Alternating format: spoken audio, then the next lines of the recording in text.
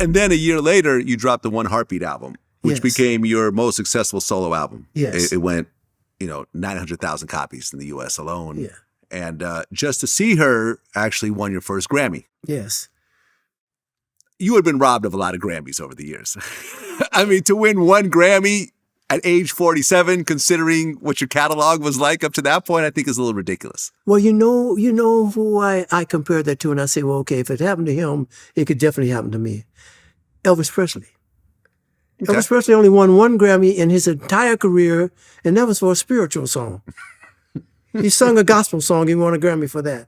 Yeah. Now, if Elvis Presley didn't get any Grammys, I'm saying, well, what am I going to do? Yeah. But Just to See Her was that for me. And we were performing in Las Vegas at the time, and the club, the promoter, came and interrupted the show and told me, and I wasn't even thinking about going to the Grammys because, shoot, I was up against Michael Jackson and Luther Vandross and a bunch of guys. At that point, I wasn't thinking about, that's out of the question. I'm going to do I'm not going to the Grammy. I'm going to do my gig. Yeah. And I won. I couldn't believe it. Well, that next year, 88, you were actually inducted into the Rock and Roll Hall of Fame as a solo artist. Mm-hmm. And I guess there was some controversy because you'd wanted the whole group to be part of this. Yeah.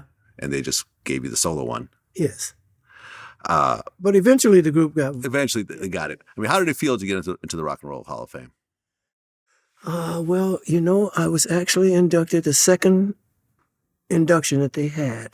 The first induction they did Elvis Presley and I think Fats Domino or Chuck Berry, one of those guys like that, and a bunch of people. So I wasn't even thinking about the Rock and Roll Hall of Fame because it was brand new and they were just starting it. Okay. And then on the second induction, my manager called me and said, "You've been inducted to the Rock and Roll Hall of Fame." I was flabbergasted. I couldn't believe it. I'm in the Rock and Roll Hall of Fame. Oh, that's wonderful. Right. And then in 93, you got the medal for the National Medal of Arts. Mm-hmm.